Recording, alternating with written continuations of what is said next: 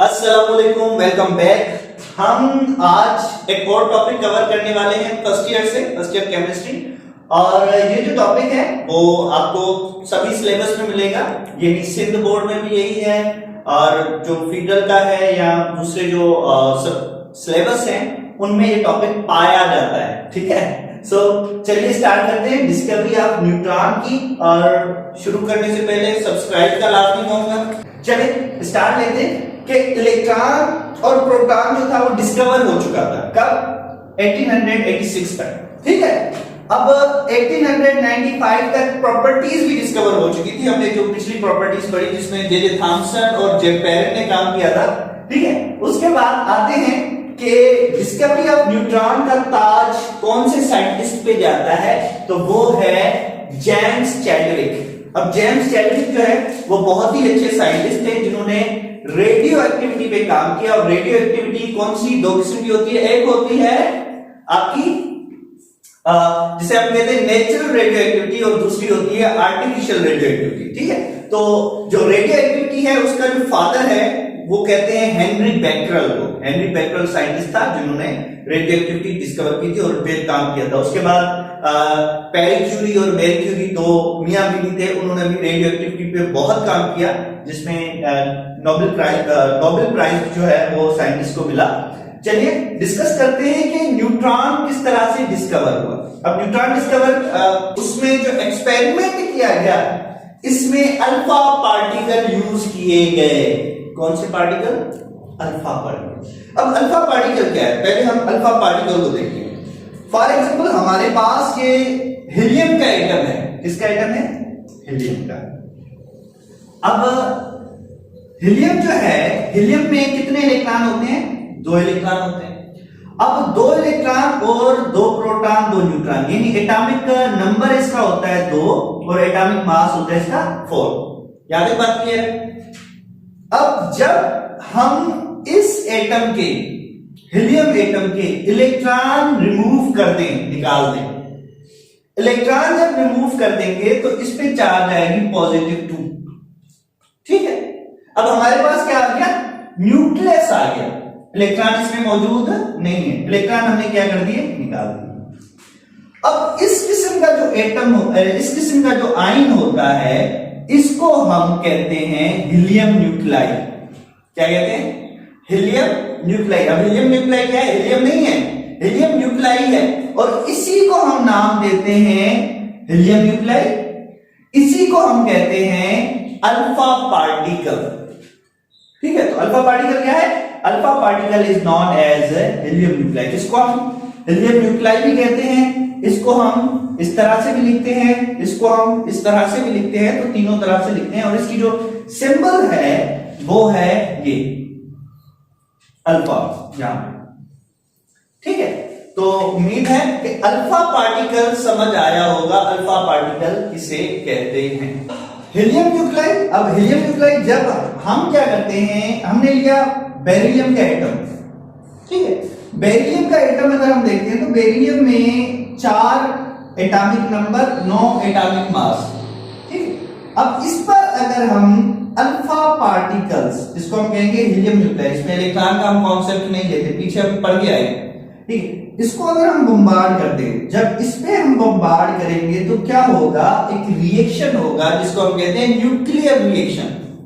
ठीक है, अब न्यूक्लियर रिएक्शन जब होता है तो न्यूक्लियर रिएक्शन में क्या होगा? ये बेसिकली न्यूक्लियस आपस में कंबाइन हो जाते हैं। न्यूक्लियस कंबाइन हो जाते हैं। अब न्यूक्लियस जैसे ही कंबाइन होते हैं तो इसको आप देखें, काउंट करें, ये क्या है? 4 और ये क्या है? 2। 4 और 2 कितने होते हैं? 6, तो हमने लिख दिया 6। क्लियर? अब 9 और 4 कितने हो गए? टोटल जो हो गए वो हो गए 30। अब यहां पर अगर हम डिस्कस करें तो यहां पे कितने हैं? 12। अब 13 थे लेकिन कितने हम काउंट कर रहे हैं? 12। तो यहां पर एक एटम बन जाएगा जिसको हम कहेंगे कार्बन। अब एक पार्टिकल ऐसा था जो यहां पर तो था लेकिन इसमें मौजूद नहीं है। अब वो निकल जाएगा। अब निकल जाएगा तो वो जो पार्टिकल निकला उसको हम कहेंगे न्यूट्रॉन। अब इसको न्यूट्रॉन हम क्यों कहते हैं? न्यूट्रॉन इसको हम इस वजह से कहते हैं कि जब इसको इलेक्ट्रिक और मैग्नेटिक फील्ड में परखा गया, चेक किया गया, तो ये ना पॉजिटिव प्लेट की तरफ जा रहा था ना नेगेटिव प्लेट की तरफ जा रहा था, तो कह दिया कि भाई ये तो न्यूट्रल है, तो इस वजह से हमने इसे क्या नाम दे दिया, न्यूट्रॉन। चलिए अब डिस्कस करते हैं कि ये जो न्यूट्रॉन है उसकी प्रॉपर्टीज कौन सी हैं। सबसे पहली प्रॉपर्टी जो है, ये डीके ऑफ न्यूट्रॉन। न्यूट्रॉन जो होता है वो डीके होता है, न्यूट्रॉन टूटता है, न्यूट्रॉन टूटता है, यानी न्यूट्रॉन भी किसी और चीज का बना हुआ है। अब न्यूट्रॉन किस चीज का बना हुआ है, जब neutron decomposes into proton, electron and neutrino, ये तीन पार्टिकल्स मिलकर क्या बनाते हैं, न्यूट्रॉन बनाते हैं। और ये तीनों जब ये टूटता है तो कौन से पार्टिकल बनते हैं, प्रोटॉन, इलेक्ट्रॉन और न्यूट्रिनो। ठीक है, डिकम्पोजिशन ऑफ न्यूट्रॉन। उसके बाद हम डिस्कस कर रहे हैं सेकेंड प्रॉपर्टी क्या है, neutron can not ionise the gas. ठीक है, पहले हमने कहा था इलेक्ट्रॉन जो था वो आयोनाइज कर सकता है गैस को, लेकिन न्यूट्रॉन जो है वो आयोनाइज नहीं कर सकता। Second, neutron has high penetrate nature. Neutron जो होता है वो हाईली पेनिट्रेटिंग होता है, यानी किसी भी चीज से पेनिट्रेट हो जाता है, मेटल से पेनिट्रेट हो जाता है। और क्यों पेनिट्रेट हो जाता है और हाई पेनिट्रेटिंग नेचर क्यों है, दो चीजों की वजह से। सबसे पहले न्यूट्रल है और दूसरा हेवीएस्ट है। ठीक है, यानी उसका मास ज्यादा है, तो जिसमें मास ज्यादा होता है उसका मोमेंटम भी जो है वो ज्यादा जनरेट होता है। ठीक है, दूसरा न्यूट्रल है, तो इस वजह से ये क्या होता है, दैट इज हाईली पेनिट्रेटिंग। उसके अलावा neutron inject fast proton from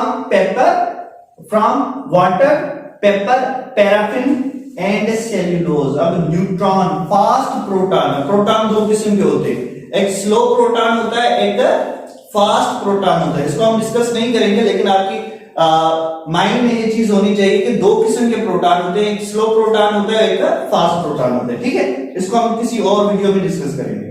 अच्छा, उसके बाद इट इज यूज्ड।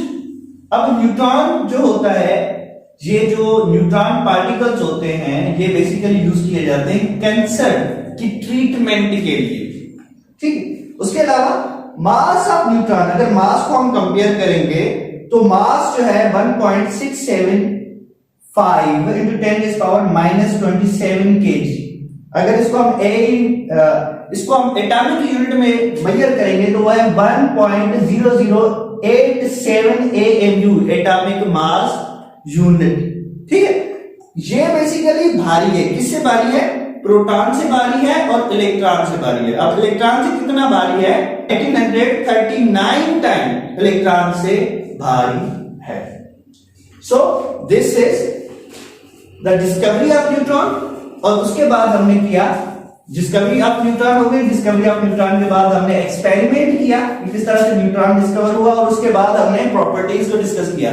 ठीक है।